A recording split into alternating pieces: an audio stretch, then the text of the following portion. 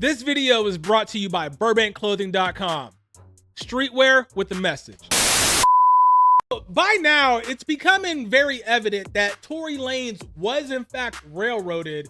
And you guys know that this is not something that Megan Thee Stallion could do by herself. This had to be somebody else, somebody higher. This had to go deeper, right? We're going to get into that and see exactly why Tory Lanez was railroaded and how, okay? Hey, before we do though, you guys know I need you to smash the hell out of that like button. Hey, get this video into the algorithm. It's free for you to do. Hit it down below. Let's go. This Tory Lanez and Megan Thee Stallion situation that we've been covering for the last year and a half, it's scary. And it gets scarier the more you dig through the rabbit hole, because the deeper you go, the quicker you realize this is much bigger than Tory Lanez and Megan Thee Stallion. There's a lot more characters at play here who participated in a railroading of Tory Lanez. And they didn't participate in a railroading of Tory Lanez because they had this infinity for Megan Thee Stallion or they care for Megan Thee Stallion. As far as I'm concerned, Megan Thee Stallion was also used as a pawn in this situation. This is much deeper than celebrity culture. This goes to politics. See, as we dig deeper and we learn more about the situation, new characters begin to get introduced, like George Gascon, the district attorney for Los Angeles, who just lost his re-election. We heard, that possibly he could be exonerated here. I want you to give my audience what they don't know and your analysis of actually what went down. Well, first and foremost, thank you for having me. And I got to tell you, I've been involved in looking into this case for almost about 6 months exactly now. It was brought to me by a board member, Diana London, with the Caldwell Institute for Public Safety, who regularly says she believed Tory Lanez was innocent. And as I... Hey, don't my man's head look like SpongeBob's pineapple?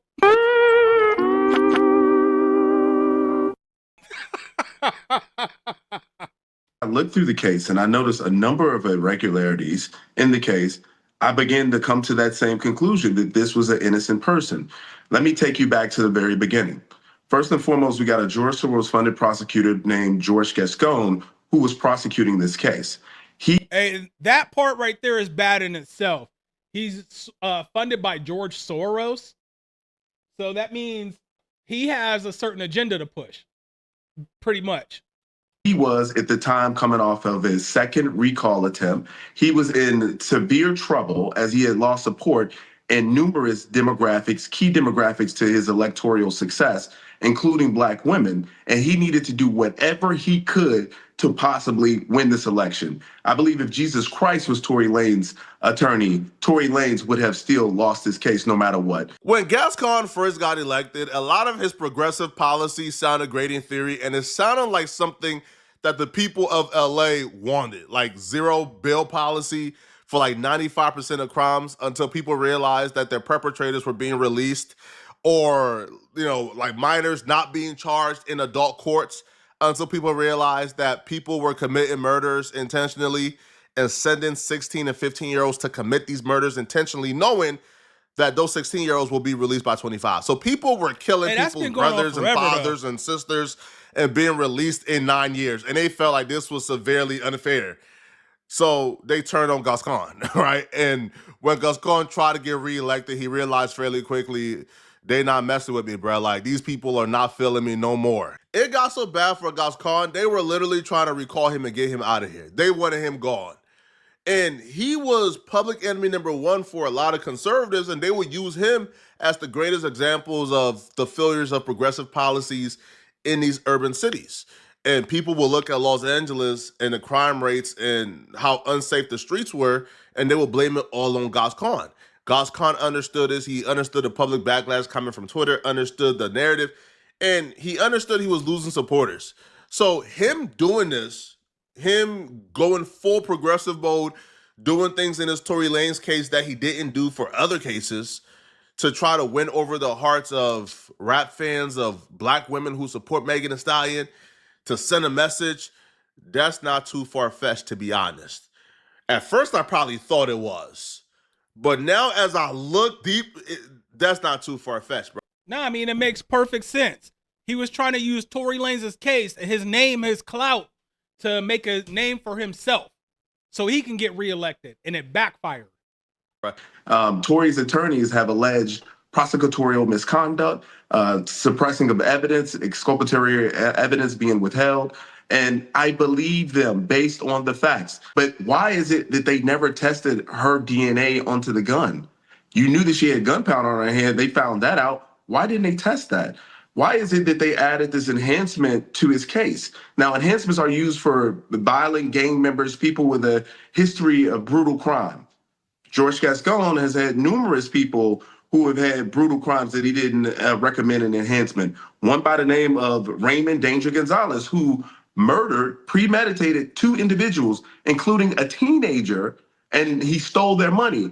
No recommendation for enhancements from George Gascon. Or the General Hospital actor Johnny Wagner. He was brutally murdered. No recommendation for enhancements. So this led me to believe. Hey, that's crazy right there. If that's true, that is absolutely wild.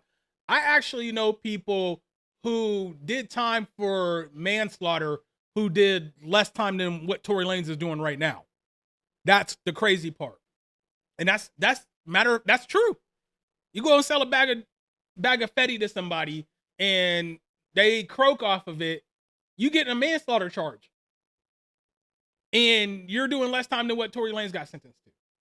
That's why, for taking out somebody. That's wild. Instantly, that George Gascon had put on a front. He wanted to pretend to be tough on crime so he can have a silver bullet for his next election because he had a black woman that he can say that he protected. And it's insane that unfairness is pushing through our justice system, but we've seen this with numerous cases with George Gascon. And that's why the Caldwell Institute got involved in this case, because injustice anywhere is a threat to justice everywhere. The playbook that Gascon tried to run isn't a new playbook. It's actually a pretty effective playbook. Gascon was just so bad and did too much damage that it was too late for him. It didn't work. But the playbook is ran in the presidential election almost every 4 years. Think about it, bro. Think about it. How come the police shooting of black men aren't publicized until it's election year?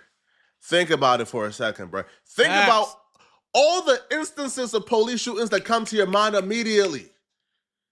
How come those incidents only happen? Well, they happen frequently, but they only get publicized and blasted to the masses in terms of CNN, Fox News, every news outlet, social media, marching, protesting, looting.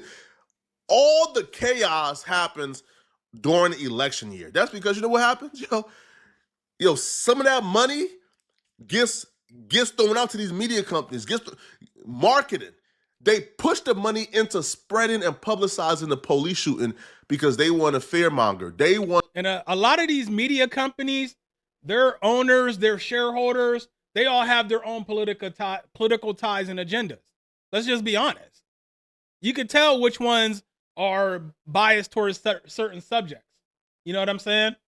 Want to create this illusion that they're about to step in and save you from this big bad monster. Then once they get elected, the big bad monster that you thought was prevalent and a really big deal, you come to find out, okay, those are fringe cases. Those cases probably happen once in 1,000. Bro, in your life, you'll probably never experience that. But you go 4 years without really thinking about it. And then right when the election year comes again, boom, you got another big story that's everywhere. And now they want to fearmonger you again. That's what George Gascon tried to do. After years of allowing murderers to go free, allowing robbers and looters to come out without any bond, he wanted to be harder on Tory Lanez than literal murderers. He wanted to give Tory Lanez enhancements that he didn't give to actually people who killed people. Even if you believe that Tory Lanez is guilty, think about it. Do you think it's fair that Tory Lanez would get a gun enhancement when people who have actually killed people don't? No, I mean, that's not fair at all. And I think if it wasn't for the gun enhancement, he'd probably be out and back in Canada by now. It doesn't make sense, right? And I'm not talking about people already serving life. I'm talking about people who have literally killed somebody and come home in like 10 years. At this point, It's not if Tory Lanez is going to get released, it's when is Tory Lanez going to get released. Because the justice system is going to prevail, bruh. This level of corruptness has to be corrected for the sake of our Constitution. Now, Tory Lanez's father and Congresswoman Anna Paulina Luna, who is also really close friends with Trump, has been campaigning on behalf of Tory Lanez. And you know this situation is bad. You know it's really corrupt when you have people who are on the opposite side of things who usually don't agree when they start agreeing on things. When you have Piers Morgan calling Megan Thee Stallion inconsistent and a liar, you know you have a problem on your hands here. I mean, bruh. but was he lying Now, though? Anna Paulina seen Trump yesterday. I'm sure she talked to Trump about this. Now, she's calling on Governor Newsom to pardon Tory Lanez. But it don't even have to be a full-on pardon. All they literally have to do is get rid of the gun enhancement. Yep. The gun enhancement is why Tory Lanez is currently in jail right now. Without the gun enhancement, Tory Lanez will be out of jail right now. He will be he'll be out. And that's crazy that even the situation, even the narrative that the prosecution pushed for him to get a gun enhancement, because even in the prosecution's narrative, he's not the one that pulled out the gun. Am I correct in saying that? That's why ain't that why they gave Kelsey immunity? Because she pulled the gun out. And then ain't that what the one witness said? Ain't that the statement he gave to the police that the girl was the one that had the gun? So how does Tory get hit with the gun enhancement? Like, it'll be time served. You take away the gun enhancement, and Tory Lanez has served enough time. He qualified for that 85%. He'll be out right now. So this is not a situation of, free Tory Lanez because, pardon him, he's 100% innocent. Okay, cool. All right. But this is a situation of take away the gun enhancement that was very unusual and don't happen to a lot of people under God's con. Tory Lanez's father and Congresswoman Luna was on Piers Morgan today. And while on Piers Morgan, they gave such a compelling argument that even Piers Morgan had to call out Megan Thee Stallion for being inconsistent and lying. I don't think you need to be a conspiracy theorist, Representative Luna, to see there's a lot of inconsistency going on here. She denied to Gayle King that there was any relationship with Tory. She then admits that there had been, that she lied. She doesn't admit to lying about the circumstances of the shooting, but certainly this goes to the heart of her veracity. That's bad news for Megan Thee Stallion altogether. I mean, she kind of lied about the circumstances of the shooting. Do you think somebody really pointed a gun at her and said, "Dance B"? Come on. Don't that sound like, matter of fact, that sound like she got that from the movie Back to the Future. What? The second one, where he went to the West? Because that's what it sound like. It sound like some stuff right out of a Western, where they say dance and they shoot at your feet. Come on. Together, where you have Piers Morgan on a platform this big calling you a liar and claiming that your past statements of you lying can actually be used to determine the veracity of your overall statements on Tory Lanez, that's bad. Now, Tory Lanez's father actually laid out a pretty I mean, there is a legal saying, it's Latin, I don't know the exact phrase, but I know it roughly translates to once a liar, always a liar. So you got caught lying on Gayle King on national TV that actually went global. You lied then and there. Then when you go to court and you talk, you should be treated like a liar because you've already been caught lying before. Solid case for Tory Lanez. On his platform, he actually spoke to the corruptness of what took place to Tory Lanez at trial. I was there when Sean Kelly was supposed to testify. Sean Kelly was the defense witness. Tory Lanez and them called Sean Kelly to the witness stand because Sean Kelly gave a statement to the police testifying that he seen a woman fire the gun. Right, that's what I thought, when right? Sean Kelly got to that office, man, the prosecutors brought him upstairs. And by the time Sean Kelly came back downstairs to testify, his story has completely changed. Whoa, wait a minute. How does the prosecution take a defense witness into a private room? Is that legal? I'm not a legal expert. Can the prosecution do that? Ain't that like intimidation or something? A lot of us sat there with our mouths open like, what?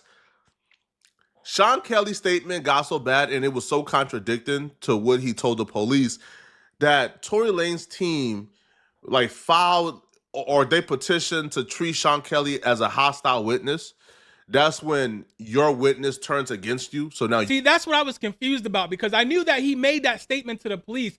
I didn't know that he changed it during court. I thought maybe they threw out his testimony, or whatever the case is, they blocked his testimony or whatever. I didn't know he actually changed it.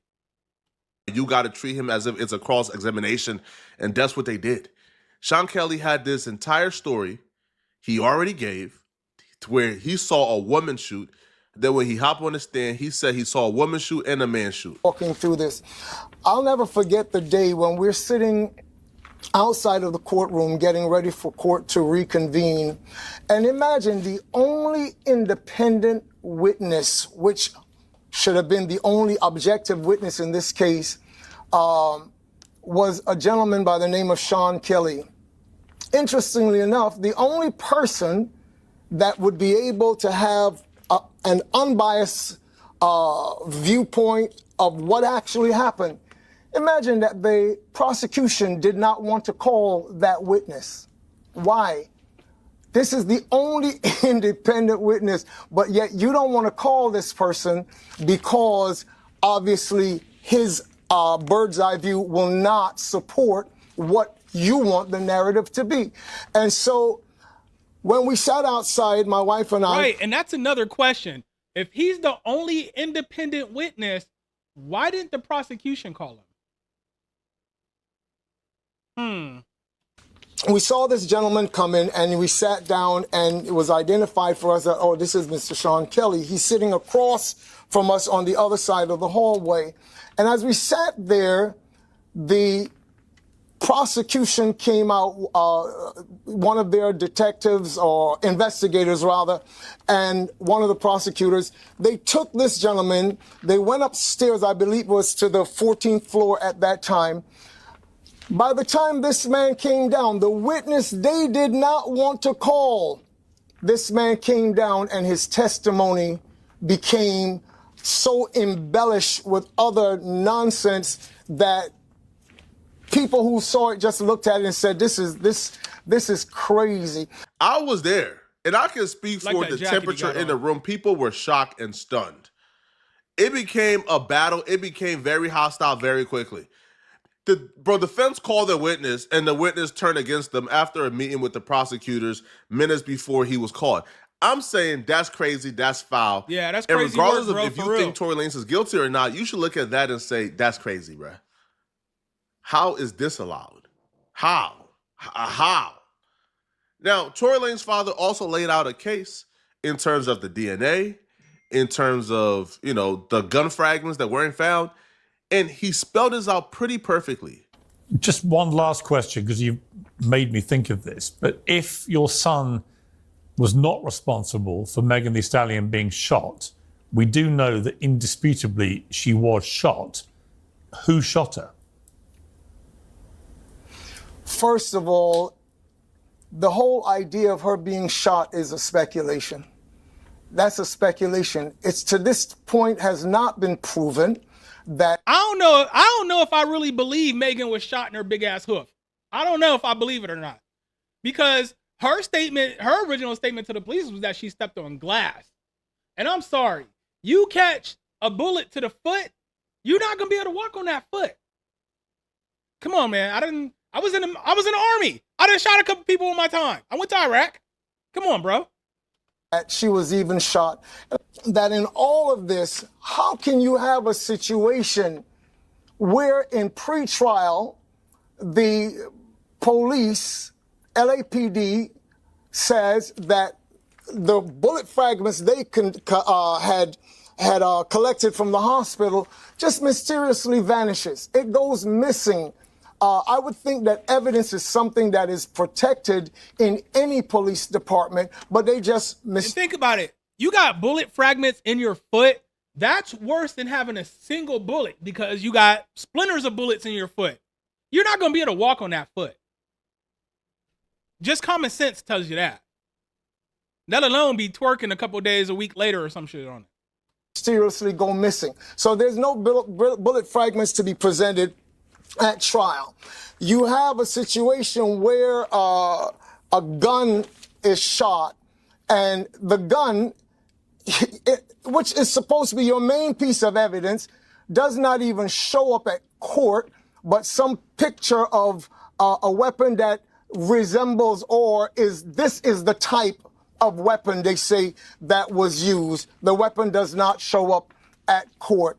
There is absolutely no, we hear this point of 0.1% of his DNA on the gun. Do you know what that actually means when you investigate it? That over 1.5 billion black people on the planet could have been their DNA. This is crazy. I don't think anybody can look at this case regardless of how they feel. Even if they feel like in their heart, man, Tory Lanez, you did it.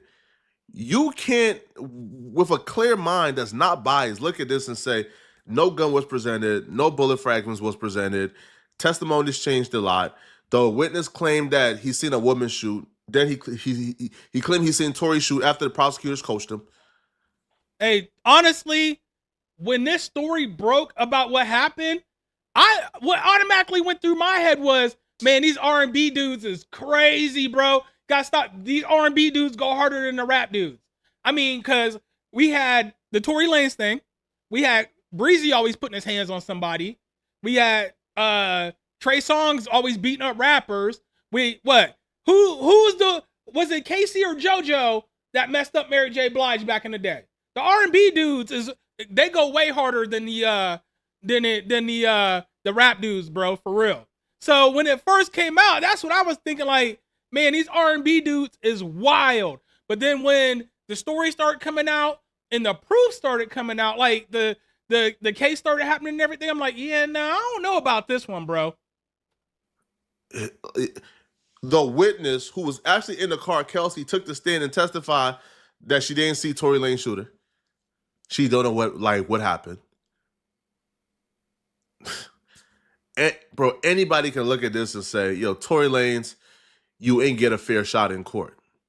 And I think that's what people are asking for, a fair shot. They're not saying, yo, overturn it and no, yo, overturn it, but bro, bring it back to court. Bring it back to court and have them have another shot in court. But let me know in the comment section, what do you guys think about this, man? Y'all think that Gas Khan did this? Y'all think Tory Lanez is being railroaded by a politician? Does this go much deeper than Rock Nation and Megan Thee Stallion? Let me know in the comment section. Me personally, I think it probably stops with Rock Nation. I think this DA was in the pockets of Rock Nation, probably took some campaign money from Jay-Z and Rock Nation, because that's what Jay-Z does.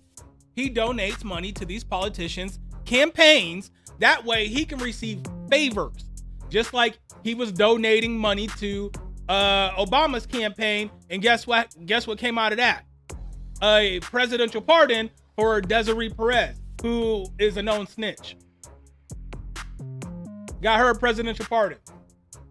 So, and you know, he already got ties in LA. Puffy had ties in LA. That's why the LA police department and officials in LA didn't know HSI was about to raid him. That's why they left him out of the loop, because they knew Puffy had certain people in LA in his pocket. I guarantee Jay-Z has those same people in his pocket. But I don't know, you guys. You guys let me know what y'all think about that down in the comment section. Hey, that's my video for today. Hey, if you guys new to the channel and you made it this far, make sure you go down and you hit that subscribe button, and make sure you hit the bell icon. That way YouTube notifies you every time I drop a new video. And when the video comes out, you guys got to watch the video. It helps the video get into the YouTube algorithm faster. It helps to get more views on it. All right, you guys. Hey, all my current subscribers, we at like 7,100, on our way to 7,200. We going strong. We almost to 10 grand. That's the goal, is 10 grand. We almost there. Let's keep it rolling. Hey, you guys, smash the hell out of that like button.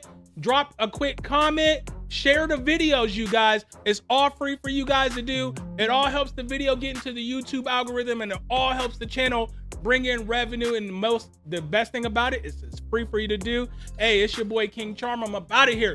Peace.